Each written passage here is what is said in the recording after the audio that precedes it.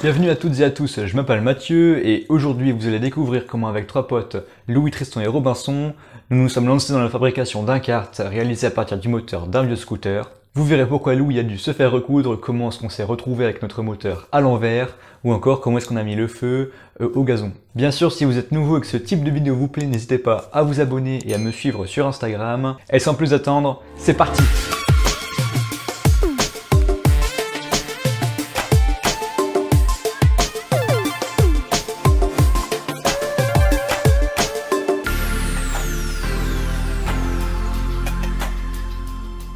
Pour commencer, je laisse la parole à notre premier invité, Jean-Michel Technique. Donc le kart, c'est un projet qu'on voulait faire depuis plusieurs années et à la fin de nos années prépa, on s'est dit qu'on allait faire ça avant notre école d'ingénieur. On a acheté un scooter pour 70 €, c'était un moteur 4 temps de 125 cm3, donc on a commencé par démonter le scooter. Alors là, première erreur, ce qu'il aurait fallu faire, c'est déjà prendre les photos par exemple du réseau électrique parce qu'on a tout démonté sans prendre de photos. Et du coup, après, quand on a voulu le remonter, on savait plus du tout où c'était. On a vraiment galéré pour refaire le circuit électrique. Donc, une fois qu'on avait le moteur, notre premier but, c'était de le redémarrer. Donc, on l'a mis sur des bûches. On a essayé de faire plein de choses et pendant un mois, on a essayé de le démarrer et on galérait vraiment. Donc, on essayait au kick, mais ça marchait pas. Finalement, on a trouvé un moyen pour le démarrer, donc avec le démarreur électrique. On a récupéré une batterie et on a pu le démarrer comme ça avec le démarreur électrique.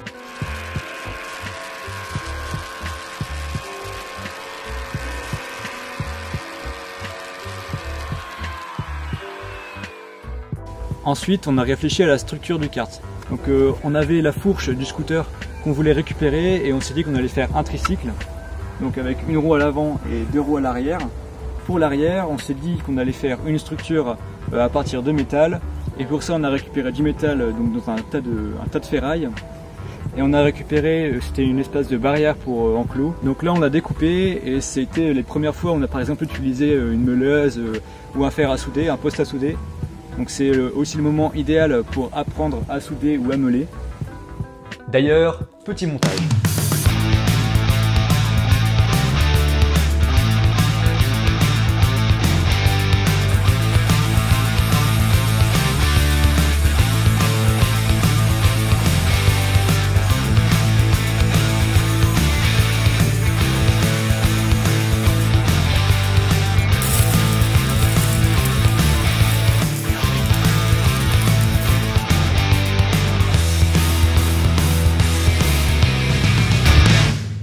Et on me dit à l'oreillette que nos caméras de surveillance ont saisi une séquence d'une rare intelligence.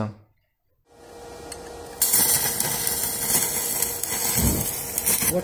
Attends. Ça prend feu, il y a de l'essence dessus. Ça s'éteint ça. C'était sûr. Attends. Non, pas par là. Bah attends. On fait gaffe, il y a les fils et tout. Mais bah oui, je suis con. Il y a les vapeurs. C'est marrant en vrai. Attends. On met un peu de...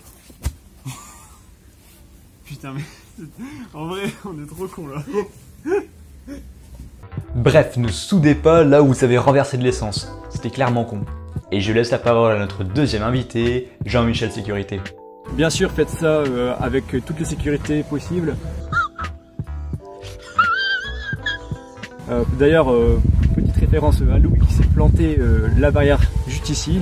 Et bon, 3 petits points de suture, c'est pas si grave. Et initialement, on a fait une grosse connerie, c'est qu'on avait monté le moteur à l'envers. Donc en fait, on s'était dit, ah tiens, le moteur il passe bien dans ce sens-là, ça va être parfait. Donc on l'a mis dans un sens. On a fait un petit système de transmission avec des engrenages. Au bout d'un petit bout de temps, on se regarde et on fait, il serait pas à l'envers là? Non! C'est un moteur de scooter donc pas de marche arrière. Et là on s'est dit que c'était vraiment mort. Donc on a réfléchi à des solutions qui étaient vraiment pas ouf. Pour contrer ce problème, on s'est dit qu'on allait mettre une chaîne en 8 pour inverser le sens de rotation, mais c'était clairement la pire idée. Donc finalement on a dû tout recommencer, retirer toute une structure pour attacher le moteur et le retourner. Je vous passe un petit peu les étapes parce que ce serait trop chiant. On a fait plusieurs transmissions, d'abord avec des engrenages, mais notre axe s'est plié directement en V, c'était vraiment pas beau à voir.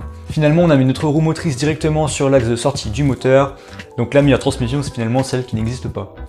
Logiquement, puisqu'on n'a qu'une seule roue motrice, on ne pourra pas faire de gros drifts sur la route, parce que pour faire des drifts, il faut avoir les deux roues motrices.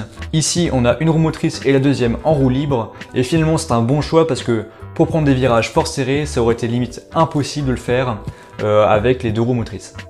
Comme vous pouvez le voir, on a tout soudé directement sur l'axe de sortie du moteur. Je vous déconseille vraiment de faire ça puisque c'est indémontable, donc en cas de problème, c'est totalement la merde pour réparer.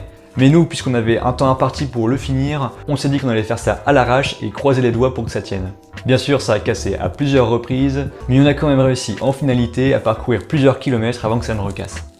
Pour les roues, on a récupéré donc des roues, je sais plus où est-ce que c'était exactement, sur le Bon Coin ou quelque chose comme ça. On a fait des brides en métal qui viennent sur la roue et on a récupéré un axe qui nous permet de mettre les roues dessus. Et pour assurer le roulement, on a acheté deux paliers pour chaque roue. Donc ça c'est des paliers pareil qu'on peut trouver par exemple sur Amazon. Les premières roues qu'on avait mises c'était des roues de brouette, très mauvaise idée, le kart était beaucoup trop bas et les roues beaucoup trop fragiles. Ensuite on a mis donc un siège sur le kart, donc là pareil une petite planche, une vieille chaise et ça fait le job. Pour l'électronique, comme j'ai dit au début, prenez des photos de ce que vous avez acheté, comme ça vous n'aurez pas à refaire tout le faisceau électrique, ce qui est vraiment compliqué.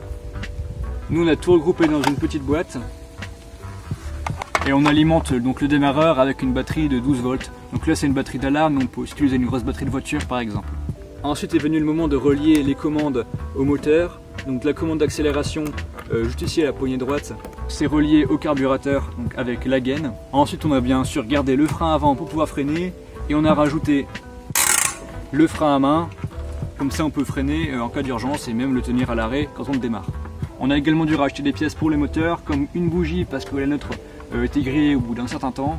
Même chose pour toutes les durites, prenez des photos parce que entre la durite d'essence, la durite d'air, au début on ne savait pas comment ça fonctionnait, mais ça nous a permis d'apprendre comment fonctionnait un moteur.